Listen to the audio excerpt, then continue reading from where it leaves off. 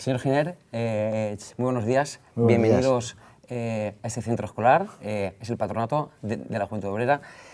Usted tiene la suerte de iniciar una iniciativa que es atípica, y es que los políticos vengan a la escuela, Muy bien. de ese lugar que un día surgieron. Sí. Y tiene dos objetivos esta iniciativa, esta entrevista. En primer lugar, acercar la política a la escuela y, por lo tanto, acercar la política a la ciudadanía. Y, en segundo lugar, luchar contra aquello que los sociólogos llaman desafección, es decir, la distancia que existe entre la ciudadanía y la política. Yo creo que para cambiar esa cuestión, ese tema, lo que hay que hacer es conocer en primera persona a los políticos que sudan, sangran y lloran igual pues, que la ciudadanía normal. Y para eso vamos a dividir la entrevista en 4 partes. La primera es biográfica. Muy bien. Primero, ¿quién es Fernando Giner y qué ha hecho para llegar hasta aquí? En segundo lugar, las relaciones, qué piensa Fernando Giner en política nacional y también internacional, porque no hay un político local sino ser pues un político a escala más global. En tercer lugar, ya será la parte importante, ¿no? Es decir, ¿qué proyecto tiene usted pues para esta ciudad? Y en cuarto lugar, y para finalizar, es una parte más lúdica, más deportiva sobre sus gustos, y un poco para que se vaya con buen sabor de boca. Darle las gracias por estar aquí. Yo me llamo José Luis Martínez, doy clases en el ámbito de humanidades, filosofía, psicología, y nada, aquí tiene alumnado del colegio, que son de primaria y secundaria. Ellos son lo que les van a transmitir las preguntas, y nada. ¿Quién es Fernando Giner? Pues mira, una persona que casado con Merche, desde que íbamos al colegio precisamente, padre de 4 hijos y que me apasiona vivir y los retos, los nuevos proyectos. Y espero que desde hoy un amigo del colegio, que me consideréis un amigo, pero ante todo una persona que tiene una familia y que disfruta con su vida en familia y ante los retos que le da la vida. Me llamo Leire y soy de sexto de primaria. Y mi pregunta es, ¿dónde nació? ¿Qué recuerdo le viene de su primera casa y de su barrio? Nací, lo que es nacer físicamente, en La Cigüeña, que está en la Alameda, a ver si habéis visto el edificio, y he vivido en la calle Ruzafa, entre Gran Vía Marqués del Turia y Colón. Ahí hay un pasaje. Pues, bueno, los recuerdos muy felices tenía. Me llevaba a mi madre siempre a lo que era el parvulario, me acuerdo que llegaba allí, luego por la tarde disfrutar las tardes con mi madre, y me acuerdo que enfrente de mi casa, es un pasaje, había una tienda de electrodomésticos, y antes de que apareciera el móvil y los iPads y todo, en las tiendas estaban los televisores, y te ponían unos 20 televisores siempre que había pues, una casa de electrodomésticos. Y bajaba, y enfrente del patio tenía el escaparate con 20 televisores. Y un día bajo, y siempre sacaban la programación. Entonces habían solo 2 cadenas, la primera y la segunda. Y un día salgo y me veo la televisión en color. Y me veo toda la imagen, los 20 televisores con color. Me quedé bobo viendo la tele en color. Me quedaría como 10 minutos viendo el escaparate, para que hagáis una idea de cómo ha cambiado la vida, ¿no? Y sobre todo la comunicación. Pero unos recuerdos pues, maravillosos y estupendos de la infancia. Por suerte, yo he tenido una infancia muy feliz.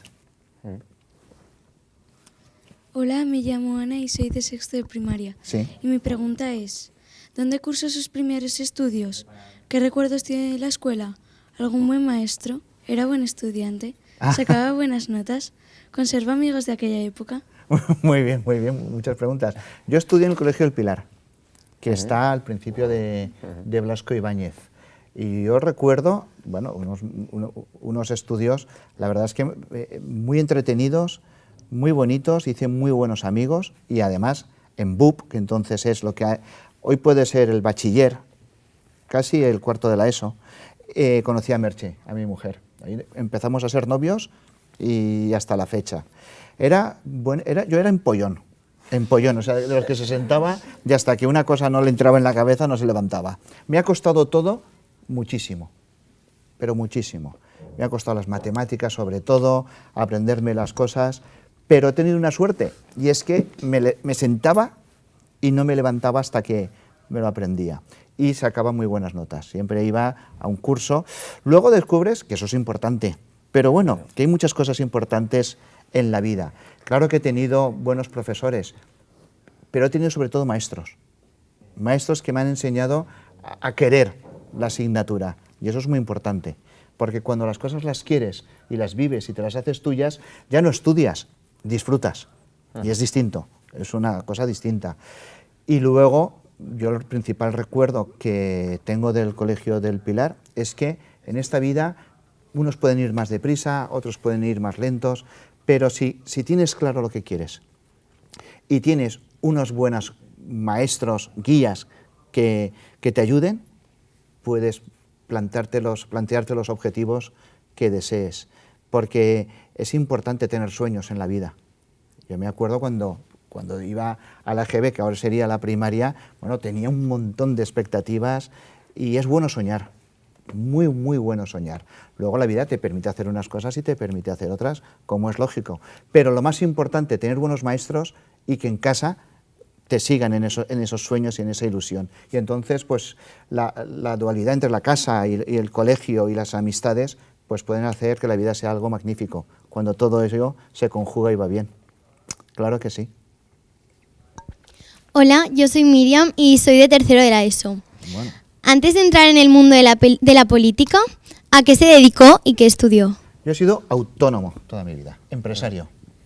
He sido empresario, he tenido negocios que me han ido bien y negocios que me han ido mal. El conjunto ha sido bueno, ha sido positivo. Y luego también he sido profesor, pero de una escuela de negocios, para directivos.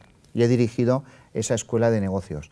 Y entonces siempre he intentado compaginar lo que es la vida profesional con un tiempo dedicado a los demás.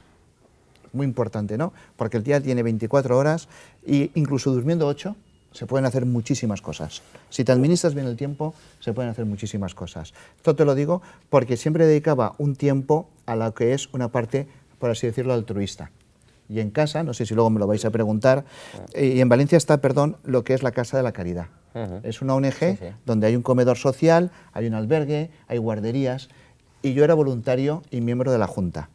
Y todos los días, todas las semanas, le dedicaba un día y medio a lo que es la Casa de la Caridad, a los demás. Si no hubiese sido ahí, pues en otra ONG.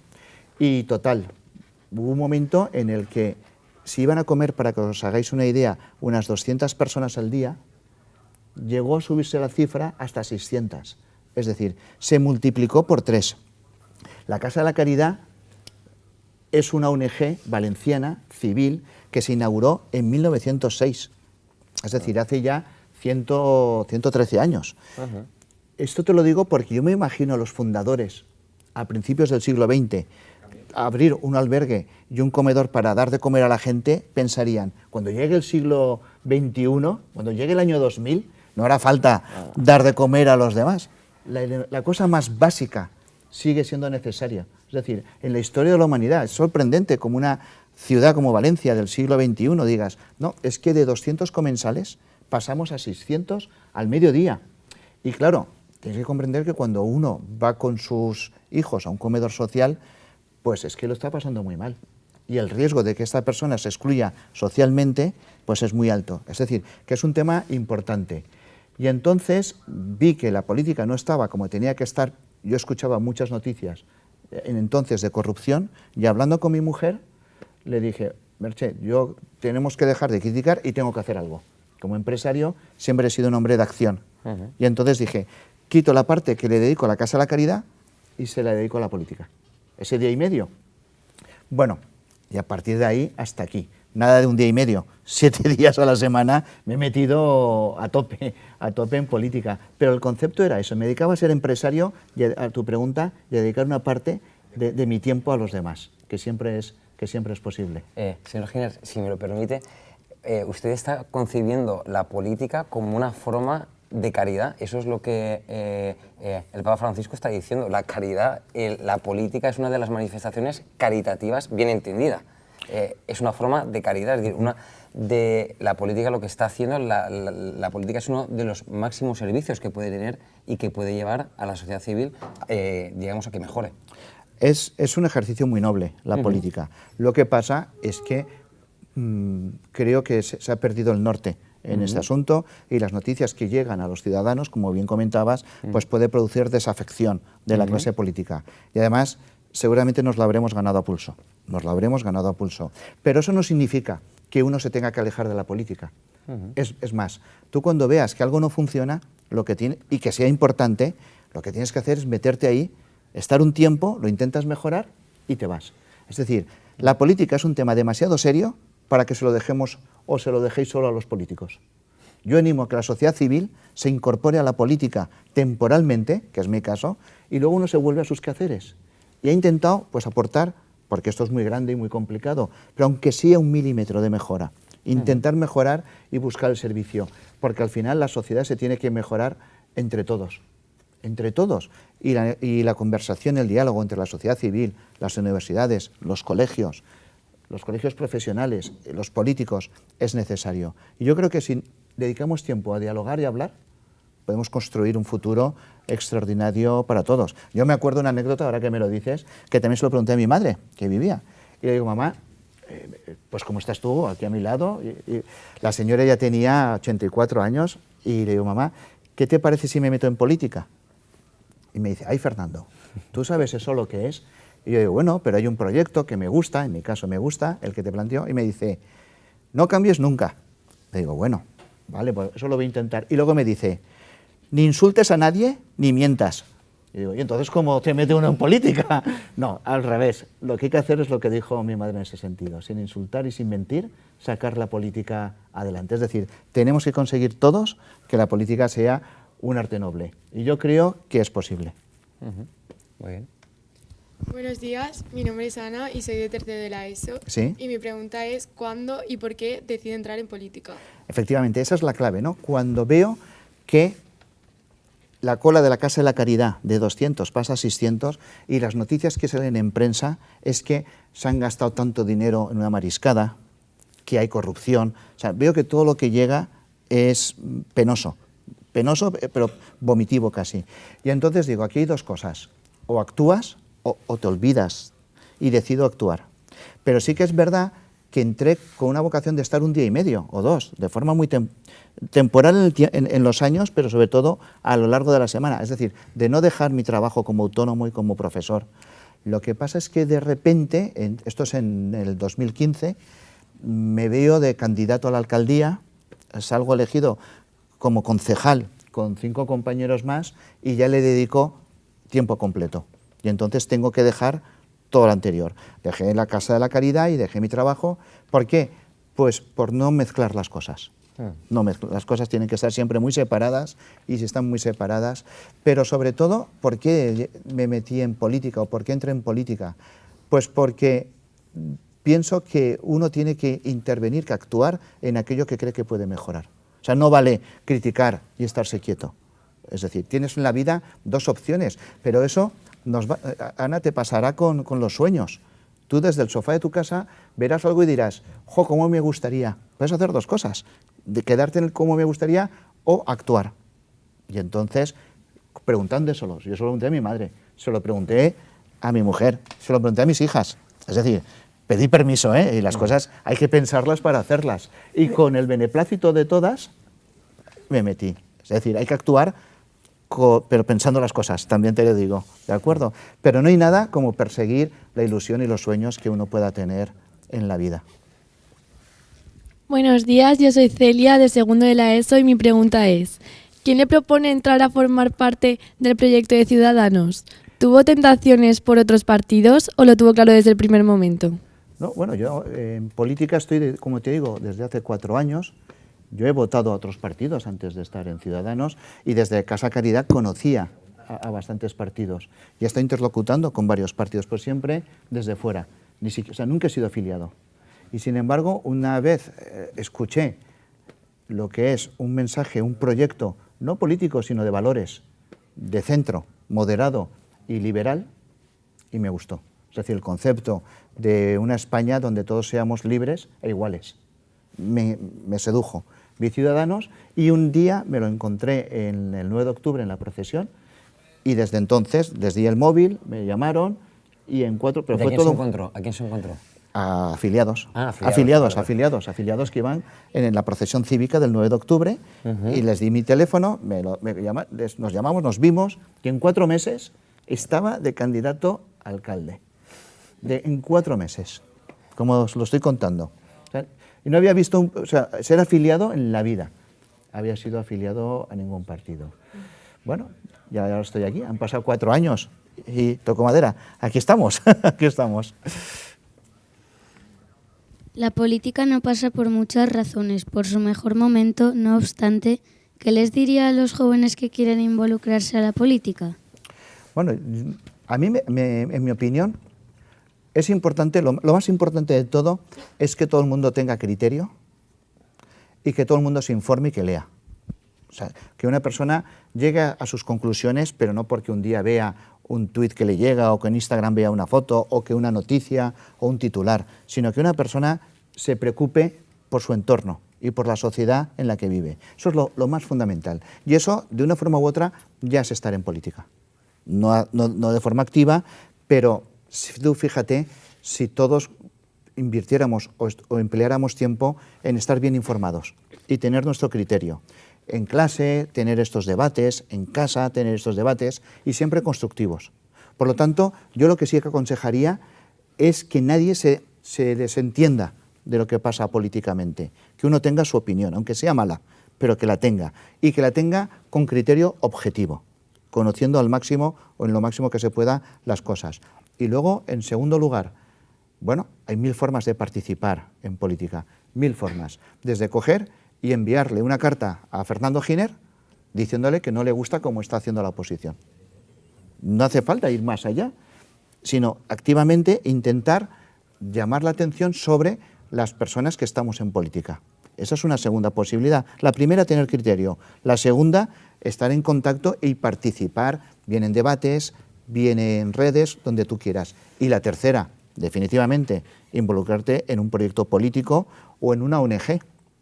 Yo, más que político, sí que os animaría a todos los jóvenes a participar en algo social. Si es político, es político. Si es caritativo, como comentabas, pero estar activo en la sociedad. Es fundamental. ¿Pero sabes por qué? Porque si no lo haces tú, Gabriel, lo hará alguien por ti. Si tú no construyes el futuro de la ciudad donde quieres vivir, otros lo harán por ti. Por lo tanto, no vale que digamos, jo, no me gusta cómo lo hacen. Bueno, ¿y qué hacemos entre todos? O sea, ¿cómo puedo yo colaborar en el grado que me guste, que quiera, pero que nadie se quede al margen? Porque el futuro tiene que ser nuestro, entre todos, y lo tenemos que construir entre todos. Y para eso tenemos que participar el máximo posible. Bien, hasta aquí la primera parte. Ahora vamos a introducir segunda parte de la entrevista, que es un poco un análisis de la política nacional e internacional. En la sociedad de las redes sociales uno no puede estar solo informado de su ciudad, que no es poco, pero hoy nos abundan las noticias y todo está interconectado. Muy bien. ¿Cómo ve la situación del mundo de hoy a nivel global? ¿Cuáles son los grandes retos? ¿Y la comunidad europea? Bueno, pues, a ver, esta es una pregunta, es una súper pregunta, ¿eh? Mira, en la historia de la humanidad, siempre que ha aparecido un elemento de comunicación, como puede ser el correo electrónico, o en estos casos el móvil, la sociedad se ha transformado. Esto pasó hace muchos años, cientos de años, cuando aparece la imprenta. La humanidad estaba acostumbrada a escribir, aparece la imprenta y las ideas se multiplican y se desarrollan a una velocidad que no se había visto hasta la fecha, porque uno era capaz de plasmar algo en un papel y enseguida difundirse. Luego, cuando aparece la locomotora, el mundo se vuelve a estrechar, porque lo que era estar en una parte de un continente, como por ejemplo Estados Unidos en el este, al oeste llegaban, lo que antes a caballo en una caravana tardaban días, con la locomotora se llega enseguida, y el mundo se estrecha, y cada vez que el mundo se estrecha, las ideas llegan antes, y entonces se horizontaliza bastante. Ahora ha llegado el correo electrónico, ha llegado el móvil, que lo conocéis, los mensajes de, pues todo lo que es los emails. ¿Esto qué significa? Que una idea ya está en la otra parte del mundo, enseguida. Y esto, claro, ¿qué es lo que produce? Que nos llega mucha más información y cambia nuestra forma de pensar y de ser. y esto influye en la sociedad. Estamos entonces ahora viviendo pues una revolución en la comunicación y esto ha provocado que el mundo cambie los parámetros. Estamos acostumbrados a un mundo bipolar entre una potencia y otra y ahora empieza a aparecer China, Rusia, Estados Unidos, no se sabe cuáles las más emergentes. Es decir, está cambiando el concepto. Yo y alguien que tiene dinero, pongamos por caso en Singapur, a la décima de segundo lo puede estar invirtiendo en la otra parte del mundo. Estamos viviendo lo que es la interconexión y esto hace que todo vaya mucho más deprisa. Por tanto, el mundo está a una velocidad y estamos todos inmersos en él que nos puede llevar a descubrimientos importantísimos, pero hoy más que nunca me parece necesario que nadie olvide de dónde viene, de sus raíces, de su familia, de su procedencia, de sus criterios, de sus valores. Por eso os decía que estéis informados, el trato con la familia.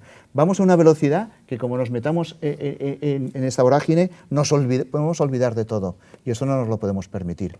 Por lo tanto, el mundo es más apasionante que nunca y yo creo que va a tener muchísimas ventajas y esto es una gran ventaja, pero como todo en la vida hay que saberlo utilizar.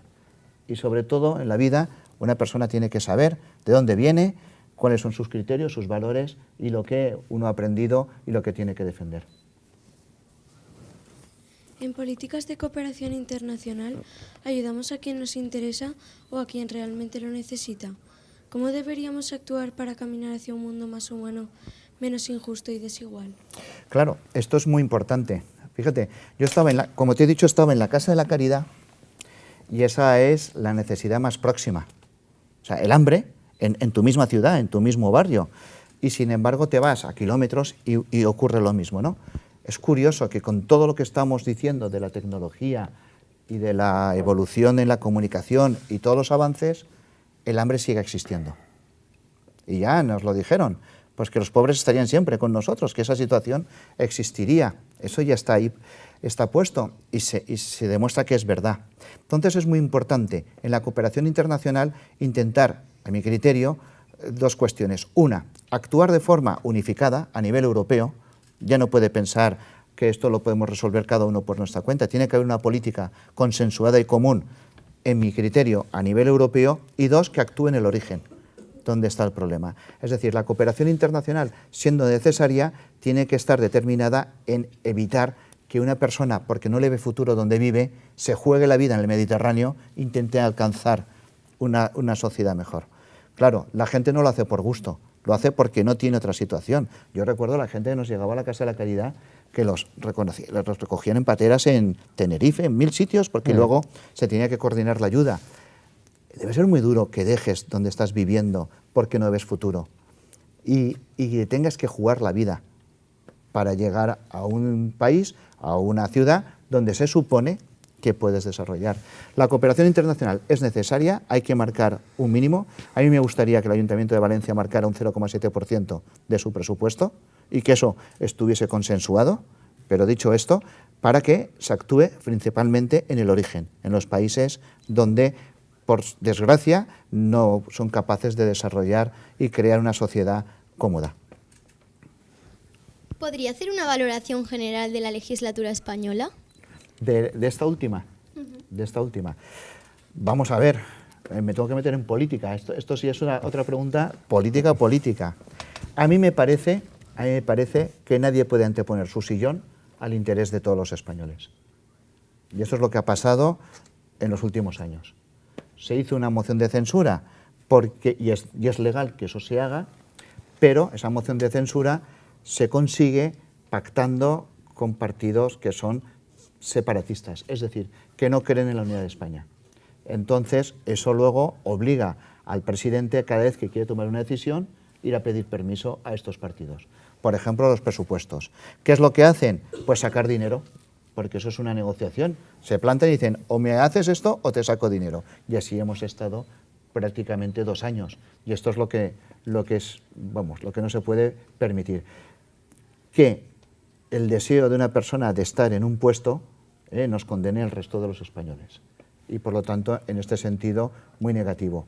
Creo que hemos perdido la oportunidad de aprovechar lo que es un momento de recuperación económica y que, sinceramente, no ha habido política de desarrollo económico ni social. Y una muestra de lo que te estoy diciendo es que el año pasado, por ejemplo, El otro día estaba leyendo los decretos leyes. El decreto ley es cuando las cosas no se ponen en votación, sino que llega el jefe de gobierno y toma una decisión él personalmente. Y vamos, creo que por el número 24.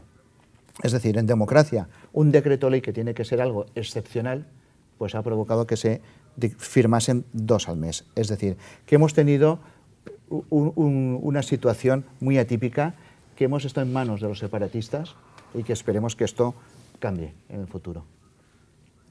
¿Cuál es su punto de vista de la relación entre la escuela política, o sea, concertada y pública? Bueno, que son complementarias. Creo profundamente en la escuela pública. En lo que creo fundamentalmente, voy a empezar, como he dicho, ¿qué es lo que te gustó de la política de Ciudadanos? Los criterios y los valores. Y a partir de ahí voy a ir desarrollando la argumentación. Siempre parto de la base que uno tiene unos criterios y que tiene una fe y unas esperanzas para su propia vida. Yo creo en lo que es la libertad de las personas y en la igualdad. Entre otras cosas, en la igualdad de oportunidades. O sea, cualquier español, cualquier valenciano, tiene que contar con las mismas condiciones de partida. No es justo, desde una sociedad que intenta ser comprensiva y moderna, que unos tengan unas ventajas que otros no tienen. Para ello es fundamental que escuela privada, escuela pública, escuela concertada, todas tengan una extraordinaria calidad, sobre todo la pública. La pública tiene que tener una calidad extraordinaria. Aquí meto que hay escuela pública en barracones. O sea, empezando por lo que son las instalaciones, las propias instalaciones. Entonces, si tú eso lo impides, ya pones, hay un impedimento para que se den esas condiciones de igualdad. ¿De acuerdo? A partir de ahí aparece la libertad. Yo quiero, cuando mis hijos son pequeños, como padre, yo tengo 4 hijos, yo quiero llevarlos al colegio que me ha dado la gana, al que he querido, sin tener que dar explicaciones a nadie. Y para eso es preciso una escuela concertada donde yo los pueda llevar sin ningún problema. Y si quiero llevarlos a una privada y quiero tener que pagarlo, lo puedo hacer. Pero tú prohibir a un padre que pueda ir a una concertada es restarle esas oportunidades que le decía al principio, o restarle la libertad que te estoy diciendo ahora. Es decir, la concertada es complementaria a la pública, no son excluyentes en absoluto, y creo que es la base para que exista igualdad de oportunidades y libertad de elección por parte de los padres. Señor Giner, eso que usted ha dicho es, digamos, una directriz general en su partido. ¿La libertad y la igualdad? Sí.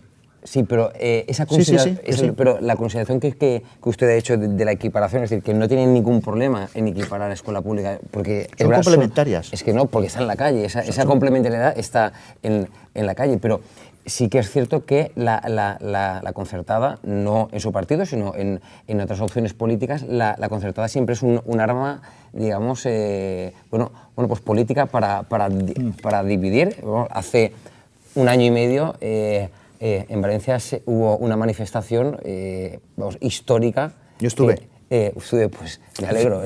Pero sí, en su partido es importante que eso también lo sepamos, porque muchas personas que nos van a ver son familias que van a la concertada, y también tenemos que saber en este tema qué es lo que Ciudadanos, un partido importantísimo, piensa sobre este tema. Ya lo he dicho. Complementariedad, la pública y la concertada, no son excluyentes. Y así es, y así lo hemos defendido y así lo hemos dicho en todo momento. Mira, hay una cuestión fundamental, y es que la educación, más que como una potencialidad para el desarrollo de las personas, para crear ciudadanos libres e iguales, se está empleando como arma arrojadiza entre los partidos. Claro. Prueba de ello es que llevamos 40 años de democracia. Por cierto, la democracia que tiene España es de gran calidad. Nos ha dado 40 años de tranquilidad, de prosperidad. Ahora parece que todo esté mal hecho, pero os puedo asegurar que se han hecho cosas muy bien hechas. Unos, la UCD, y otros, el Partido Socialista, y los otros, el Partido Popular. Se han hecho cosas muy buenas durante estos 40 años, que nuestra obligación, como herederos de esto, es conservar lo bueno. Ahora bien, en estos 40 años han habido 8 planes de educación distintos. 8. Es decir, cada 5 años, cada legislatura. Eso no puede ser. Eso no tiene ningún sentido que aquí, en función del color que llegue, nos diga a todos cómo tiene que ser la educación de nuestros hijos. Oiga, no. Creemos en la concertada, ya te lo he dicho, pero también exigimos, pedimos un plan nacional para la educación, que nos ponga a todos de acuerdo y que no se vuelva a discutir del tema. Es decir, que hablemos de cómo incorporar las nuevas tecnologías a la educación, que hablemos de cómo juega la memoria en los procesos educativos, que hablemos cómo de las 3 competencias que tenemos las personas, el conocimiento, la aptitud con P y la actitud con C, cómo desarrollamos la actitud con C. Es decir, que nos preocupemos de cómo mejorar y hacer mejor las cosas y sacar mejores ciudadanos, pero no de cómo puedo yo instrumentalizar y cómo consigo que la educación esté a mi servicio. Esto no es un juguete, esto es la verdadera base de la sociedad. Por eso te digo a tu pregunta, por supuesto que sí, que estamos a favor de la concertada, porque creemos en la libertad y en la igualdad y hemos pedido un plan nacional de la educación que lo convierta no en un tema de gobierno, sino en un tema de Estado. Cuando alguien habla del Estado, es de algo superior, que sobrepasa los 40 años de legislatura. Como sociedad tenemos la necesidad, no digo la obligación, la necesidad por nosotros mismos de ponernos de acuerdo en lo básico, en las cosas básicas, porque no podemos estar discutiendo de lo elemental. Paraliza lo que es el desarrollo. Y hay aspectos que, escuchando y dialogando con todo el mundo, nos podemos poner de acuerdo. Y la educación tiene que ser uno de ellos. Fíjese, y ya acabamos esta parte enseguida, fíjese que hoy se anuncia el fin de esta legislatura y hoy se tramita la nueva propuesta de ley educativa. Por lo tanto, la educación y la política ahí, y por eso este ámbito, Sí. es decir, la educación, la escuela y la política tienen que reencontrarse, porque creo que el futuro de un país está, hasta que no encontremos una ley consensuada, yo creo que el futuro de este país no se va a labrar. Y además, estoy completamente de acuerdo, y además tenemos muchos retos nuevos. Nos están llegando situaciones que desconocíamos. Voy a presentar una moción en el ayuntamiento para ver cómo en Valencia se pueden mejorar los casos de niños con altas capacidades o superdotados. Porque estamos entre situaciones que muchas veces los papás y los maestros desconocemos cómo actuar. O sea, estamos viviendo, como decía, situaciones tan nuevas que nos cuestan mucho de comprender de una entrada. Oye, y hay veces que tenemos una educación muy buena pensada en una gran media, pero cuando alguien se le da media por arriba y por abajo, como que nos cuesta. Oye, y los padres sufren mucho. Y yo podría contarte casos personales, se sufre. Y entonces, pues bueno, se trata de poner el foco en lo importante, y es cómo mejoramos la calidad de la educación respetando la libertad y la igualdad. Y todo lo demás, en mi opinión, es manipular e intentar utilizar la educación como una herramienta para uno mismo. Y eso me parece sencillamente vergonzoso. ¿Qué medidas tiene su partido para la juventud? ¿Cree que está perdida como se afirma constantemente en algunos medios? Me has preguntado, Celia, si creo que está perdida. Sí, no, que si cree que está perdida como se afirma. Como si no, para nada, para nada. Yo creo que la sociedad es sabia, y creo que las generaciones son siempre las que llegan más listas, más inteligentes que las que hemos estado. Otra cosa es que no se tengan las mismas oportunidades. Pero creo profundamente en el desarrollo de la sociedad como tal. En este caso, la juventud, yo conozco una juventud muy comprometida. Ahora, muy práctica, no es como yo la pude tener, y que en muchas ocasiones puede sentirse motivada ante unas cuestiones u otras. Hoy tenéis acceso a una información desde vuestro propio cuarto en casa, que yo cuando era más joven no tenía en este sentido. Y todo eso hace que vuestra forma de pensar y de entender lo que es la vida, pues vaya evolucionando. A partir de ahí, o concretando, de perdida nada. Y veo que además está mucho más preparada, y creo que vais a darle un vuelco muy positivo a este estancamiento que estamos teniendo los mayores, por así decirlo. Y a partir de ahí, ¿qué hemos propuesto? Pues ahora se ha elaborado el nuevo plan de la juventud, y a mí me preocupan 2 temas. El fundamental de todos, que la gente se puede emancipar. O sea, que una persona que llega, por juventud se entiende hasta 30 o 35 años, depende qué institución cojas, a mí me preocupa que la gente tenga oportunidades en esta vida. Y yo lo que estoy viendo, mis hijas, por ejemplo, tienen 27 años. Bueno, pues con eso del contrato precario y del sueldo que es para aprender, llevan ya aprendiendo 3 años. Bueno, ya está bien. Llega un momento en que está bien eso de ir aprendiendo, pero llegará un momento en que tendré que ganar suficiente dinero para poderme emancipar. Que la gente se puede emancipar. Y 2, una vez la gente se puede emancipar, que pueda formar una familia. El que quiera, y la familia entendida como cada uno lo entienda. ¿De acuerdo? Entonces, para poder formar una familia es necesario que alguien se pueda emancipar y que pueda ser papá y mamá. Y que ser papá y mamá a los 30 y pocos años no sea una odisea. Y que ser papá y mamá y trabajar no sea algo ya imposible. Por lo tanto, me parece fundamental garantizar oportunidades de trabajo, me parece fundamental potenciar lo que es un cheque escolar para los niños de 0 a 3 años, para que los papás jóvenes puedan tener trabajo y puedan colocar a sus hijos, y eso lo estamos haciendo. Y 3, para los que estáis en época de estudio, me parece fundamental bonificar todo lo que tenga que ver con los desplazamientos y con la cultura. Daros al máximo de facilidades para que podáis sentir curiosidad de moveros y que podáis tener acceso a todo tipo de cuestiones culturales, artísticas y que fomenten el espíritu crítico. Me parece fundamental. Ya vamos a acabar esta parte. Leire, tu pregunta. ¿Qué piensas sobre la situación actual sobre Cataluña? Bueno, mira, yo soy economista, ¿vale? Entonces me voy a ir otra vez a los años 90. Eso son palabras mayores. Pero el mundo existía, te lo puedo asegurar. Me fui a Barcelona a estudiar un máster que se llama el máster del IES. Y estaba en Barcelona.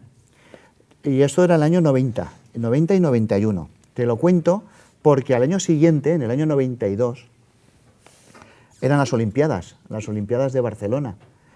Y yo me acuerdo que la ciudad de Barcelona estaba engalonada con banderas de Cataluña, la cuatribarrada, y la bandera de España. Y no había ningún problema. Todo el mundo aceptaba que estuviese la bandera de España en las farolas junto a la de ellos, con la catalana. Incluso el día de la inauguración salió el príncipe Felipe entonces, el actual rey, Felipe VI, con la bandera de España. Y todo el mundo de pie ovacionando. Y estaba el presidente de la Generalitat, y estaba el alcalde de Barcelona, y estaba Felipe González, el presidente del gobierno. Es decir, que no había ningún problema. 2016, 17 y 18, la mitad de los catalanes se quieren separar. ¿Por qué? ¿Por qué ha pasado esto? Es decir, una región de España, se levanta la gente un día y dice, yo soy independentista, no quiero saber nada. Es como tú estás en tu casa y un día, yo no quiero saber nada de nadie. Pues las cosas van llevando una evolución. Es decir, ¿cómo hemos llegado hasta aquí? Esa es la pregunta, ¿no? Pues mira, en mi criterio, se ha hecho una cosa peligrosísima, y es financiar todo lo que han pedido los nacionalistas. El nacionalismo se presenta en muchas ocasiones como algo simpático, benévolo, que lo que intenta es mejorar lo tuyo, pero que poco a poco, si va haciéndose grande, se puede convertir peligroso. Y se le ha dado financiación. 2. Ha habido una televisión pública que ha dicho lo que ha querido. Y a mí, sinceramente, no me parece correcto. Es decir, sin un control estatal. Y 3, que para mí es lo más preocupante de todo, se ha abdicado de la educación y se le ha dejado la educación a personas que no creen en la unidad de España en Cataluña. ¿Por qué te digo eso? Porque la educación en España se delega en las comunidades autónomas, pero hay una cuestión que se llama la alta inspección educativa. Esto es muy importante. Es decir, yo tengo 17 hijos, que son mis 17 regiones, y yo delego las competencias, pero como Estado vigilo que todo el mundo coordine unos principios básicos y que todo el mundo piense que al final un canario y un leonés, siendo diferentes y distintos, tengan un concepto de España parecido. Si yo eso lo descuido, pasa desde el 90 hasta el 2015, pues ves 25 años y te encuentras que hay una parte de la población que no está de acuerdo con pertenecer a España. Entonces la situación es muy problemática, es muy preocupante, y me parece que lo ideal sería que todos estuviéramos dentro del mismo proyecto, y yo voy a trabajar por eso. Yo voy a trabajar porque todo el mundo pues, que esté a gusto en España y quiera estar en España, yo y todos los de mi partido. Entonces nos preocupa la situación del separatismo, pero os quería contar que eso no ha sido porque sí. Es decir, cuando se llega a esas situaciones, hay una evolución, por así decirlo. Por eso me parece, como le decía antes a Gabriel, que es muy importante que se esté informado, que se tenga opinión, que se discuta, que se escuche a todo el mundo, que se lea pues, todo lo que se tenga que leer, es decir, tener una opinión. Pero la situación es preocupante. Ahora, soy optimista, como te he dicho antes. Yo creo que España es un gran país, es el Estado-nación de los más antiguos de Europa y creo que España, desde luego, que va a continuar como está. Muy bien, hacemos un pequeño parón Lo y que enseguida digáis. seguimos con la Muy bien, tercera parte. muy bien.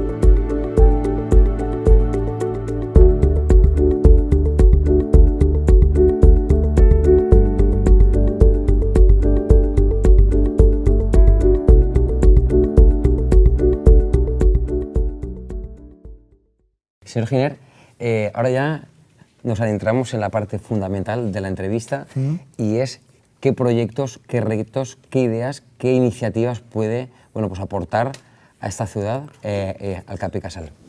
Ana. ¿Cuándo decide presentarse a la alcaldía de Valencia?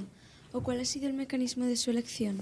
Vamos a ver, nosotros en nuestro partido tenemos primarias. En estos momentos que te estoy hablando aún no se han celebrado. Primarias es que todos los afiliados del partido votan quién quiere que sea su candidato. Entonces yo me quiero presentar para que mis afiliados decidan quién quieren que les represente. Y luego, a partir de ahí, pues a trabajar por intentar ser alcalde de todos los valencianos y de todas las valencianas. A mí me encanta que haya primarias, porque luego resulta que los afiliados están en la calle ayudándote, están en las carpas, están en los grupos de trabajo, te dan ideas, te apoyan. Oye, pues tienen que ser ellos quienes decidan quiénes les tienen que representar. Me parece que es un ejercicio sano que hayan primarias. Por lo tanto, me presento a primarias y después me presento candidato a alcalde de Valencia. ¿Qué le puede aportar a esta ciudad? Bueno, esta ciudad necesita muy poco, porque esta ciudad es maravillosa. Entonces, lo que me gustaría es que Valencia sacara todo el potencial que tiene. Cuando te presentas alcalde, tienes que pensar que tienes plazos de 4 años, que es lo que dura una legislatura. Entonces, tenemos que pensar cómo queremos que sea Valencia en el 2023. Y si me apuras, cómo tiene que ser Valencia en el 2027. 4 y 4 años más. A mí me gustaría que Valencia fuese una ciudad cómoda y abierta. ¿Cómoda qué es? Pues que te puedas desplazar sin problemas, que esté limpia, que haya seguridad, que los árboles estén podados, que los jardines estén cuidados, lo básico, lo más cotidiano para lo que es la vida. A mí me gustaría tener una concejalía que se llamara Concejalía de la Familia y de Bienestar Social, para que nos hagamos una idea de todo ello. Y luego, cuando digo que la ciudad tiene que ser una ciudad abierta, significa que tiene que ser una ciudad llena de oportunidades profesionales. Yo creo muchísimo en la necesidad de que el ciudadano tenga oportunidades para poder enfocar su vida como él considere, que sea abierta culturalmente hablando y no sea sectaria. Creo que hemos tenido 4 años de mucho sectarismo. Creo que el turismo es un buen tema, pero se tiene que gestionar bien, porque si a todos los turistas que vienen los llevas al centro, en el centro no se puede vivir y acaban molestando a los vecinos.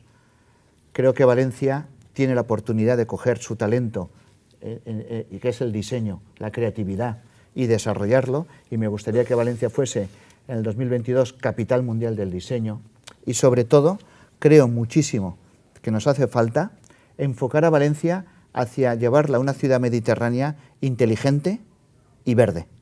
Creo que tenemos que ir a un proceso de transformación energética. ¿Cómo?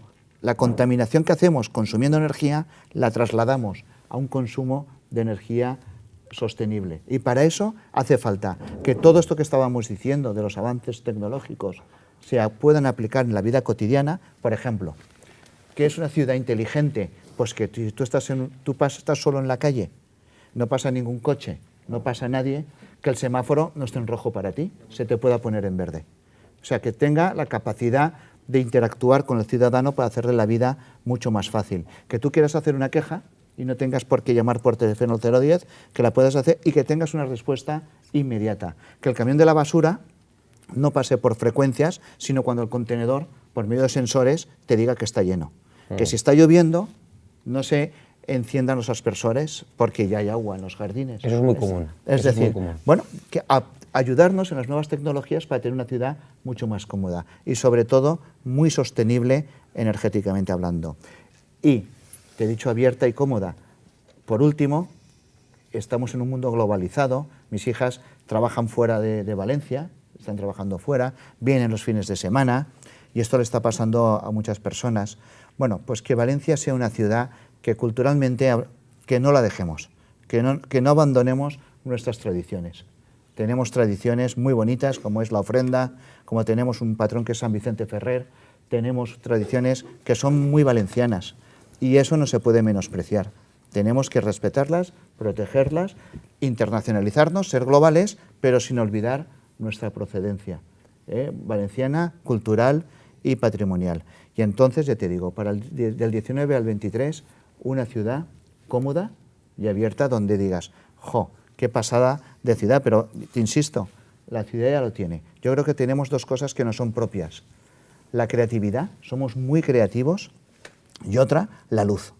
La luz es personalidad de Valencia. Yo conozco gente que se ha ido a vivir fuera, a otras regiones de España, que son maravillosas, pero al cabo del tiempo dicen, echo de menos la luz que tiene Valencia. Y tenemos que aprovecharnos de las grandes cosas que tenemos. Señor Giner, ha dicho, porque es interesante, que hemos vivido 4 años de sectarismo. ¿Podría poner algún ejemplo? Bueno, los que quieras. Ahí lo que pasa es que me he dicho que voy mal de tiempo. Pero, bueno, de crear tradiciones que no existían, como las reinas magas. De acuerdo. A ver, ¿pueden existir las reinas magas? Por supuesto que sí, pero las tiene que recibir el alcalde. Una tradición que no ha existido. Tiene sentido que tradiciones que son centenarias no vaya el alcalde y en una que se hizo una vez en 1937, en el momento de mayor confrontación política y social en España, se quiera recuperar y se haga anfitrión el alcalde de esto, eso no son tradiciones valencianas, esto es una cosa que se ha inventado el señor Ribó. Y lo voy a decir porque es otra cosa que me preocupa, el pancatalanismo. Es una cuestión que Valencia, la Comunidad Valenciana, pues tiene su personalidad, y somos una región y que nadie nos quiera marear diciéndonos que pertenecemos o que dependemos de otras regiones. Y a mí me parece que hayas actuado con muchísimo sectarismo. Entonces, ¿usted no tendrá ningún problema en asistir pues a una Eucaristía cuando el Día de la Virgen, que es la patrona de nuestra ciudad? Pero vamos a ver. Seas creyente o no, eso es aparte. Pero la Real Señora entraba en la catedral en la procesión cívica del 9 de octubre. Pero eso no es un tema político, es una tradición que existe desde el siglo XIV. Es que no es que haya dicho nadie que la señora tiene que entrar ahí o no, es que ha existido de toda la vida y eso es una tradición que está ahí. Es que le guste o no le guste al señor alcalde, Valencia tiene una tradición y de costumbres cristianas. Y eso está ahí y entonces hay que respetarlo. Y claro que pienso ir. Por supuesto que... Pero como si un día me invitan unos evangelistas o un día me invitan otras religiones, no tendría inconveniente en ir. Pero eso de hacerle un asco a todas nuestras tradiciones, como se ha hecho durante estos 4 años, no le encuentro, por motivos ideológicos, no le encuentro ningún sentido. Sinceramente se lo digo. Porque es que es lo nuestro. Es lo que todos nos sentimos. Yo conozco mucha gente, de verdad, que no va a misa y que no tiene incluso creencia en lo que es la Iglesia, pero no le toques a la Virgen. No le toques a las tradiciones y quiere participar de estas tradiciones. Creo que confunde las cosas, sinceramente. ¿Todo lo que nos acaba de contar es un sueño? O bueno, ¿será un sueño o una realidad? Hombre, yo creo, esa es una grandísima pregunta. Creo que lo que tenemos que tener es capacidad de gestión.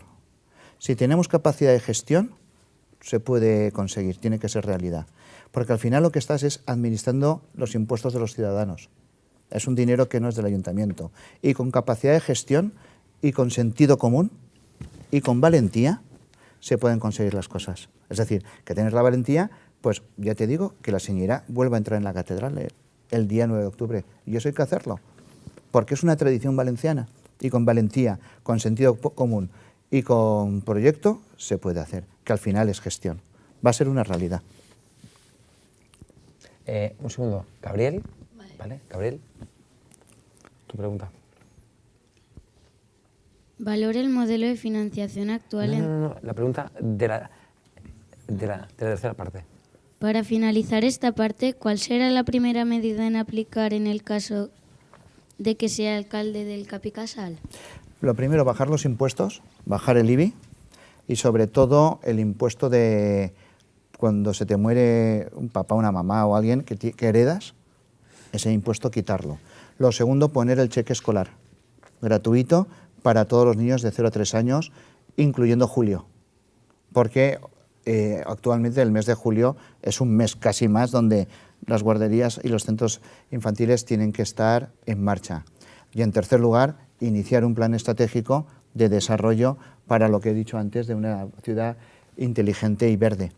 Y hay un cuarto punto que ya te lo anticipo, es que lo he comentado, que nadie tenga que esperar a un autobús más de 10 minutos. No tiene sentido que se diga que no se coja el coche y que el autobús tarde 20 minutos. Eso debería... Lo primero, para una ciudad sostenible y verde y que no se contamine, es que cojamos más el transporte público. Y para eso tiene que ser de mucha calidad. Creo, además, que cuando una mamá y un papá, o un papá, lleva a sus hijos al colegio por las mañanas, esa hora de llevarlos o esa hora de volver debería ser gratuita. Hay que hacer una cosa muy fácil, y es hacer políticas en favor de la familia y de que la gente se anime a la vida y a tener... el que quiera que pueda tener hijos y que pueda trabajar. Y todo eso está dentro de esa ciudad cómoda que te decía, es ponerle las cosas fáciles al ciudadano. Que se puede, que es posible.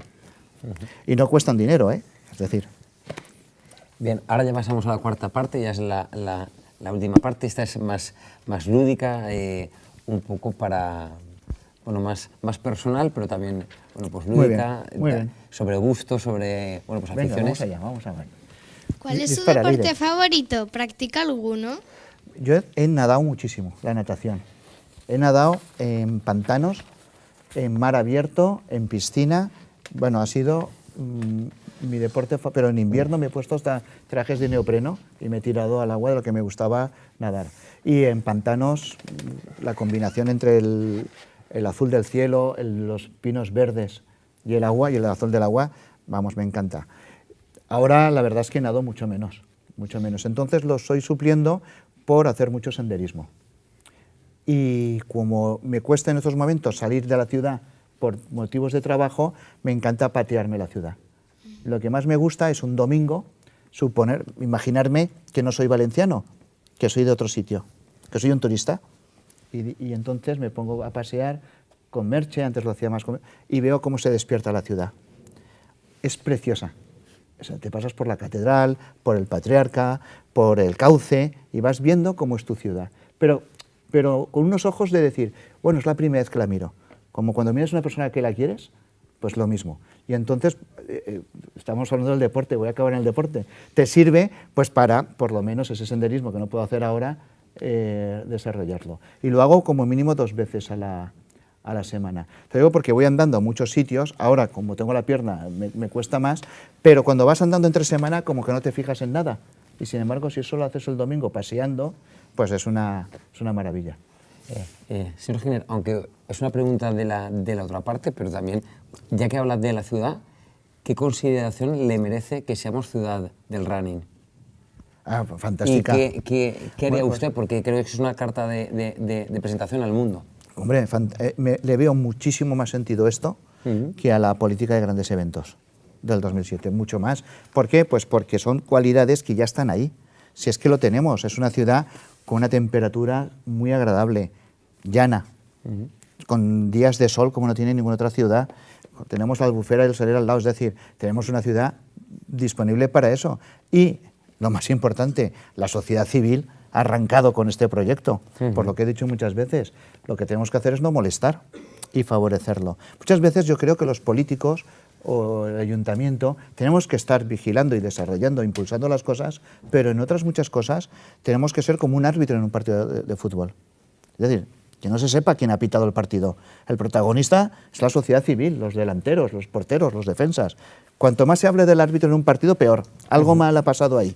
Pues aquí es lo mismo. Nosotros tenemos que facilitar las cosas, teniendo un proyecto claro, como me preguntabas, Miriam, y teniendo hacia dónde quieres enfocar la ciudad, pero referenciando el marco, poco más. Entonces lo del RANIN lo apoyo 1000%, pero ya te digo, tenemos la suerte de una sociedad civil que está ahí y creo que va a ser, vamos, Valencia uno de los campeonatos favoritos del mundo.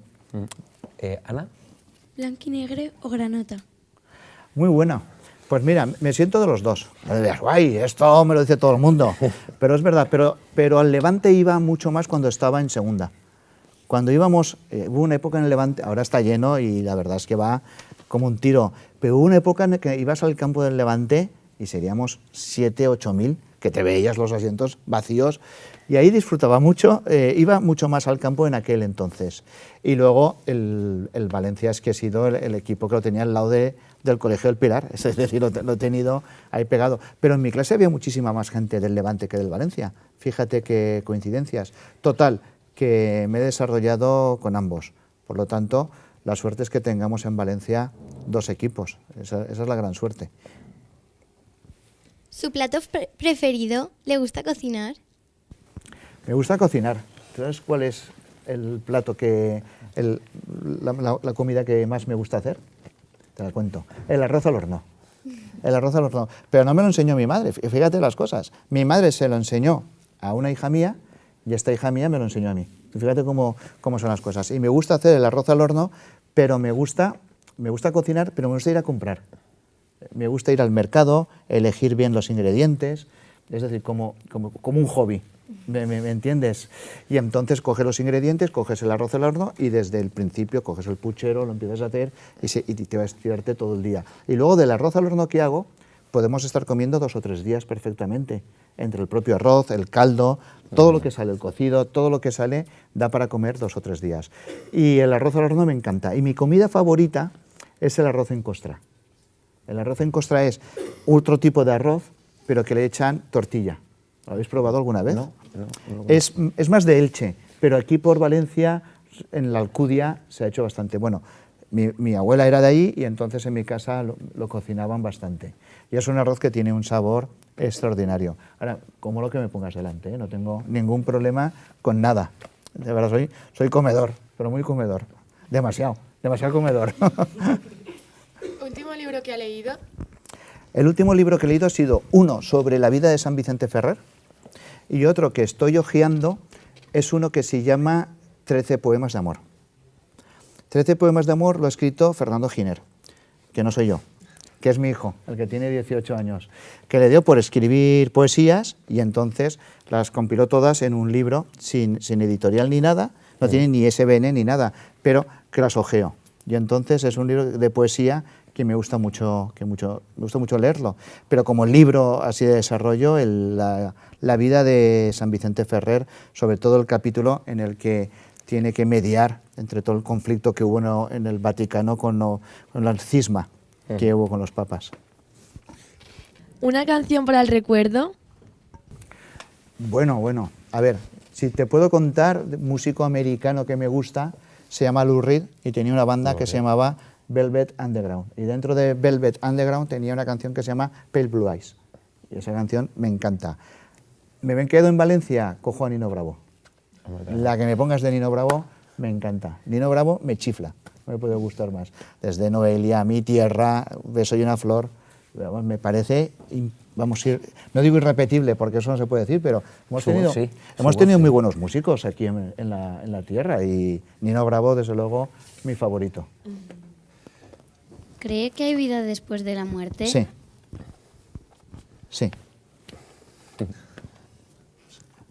Además, pienso que se debe estar muy bien. ¿Qué hace para despejar y desconectar de los vaivenes de la política? Pues eso es buena pregunta. Mira, ahora mismo me cuesta. ¿Pero sabes por qué? Por culpa culpa mía, pero es del móvil.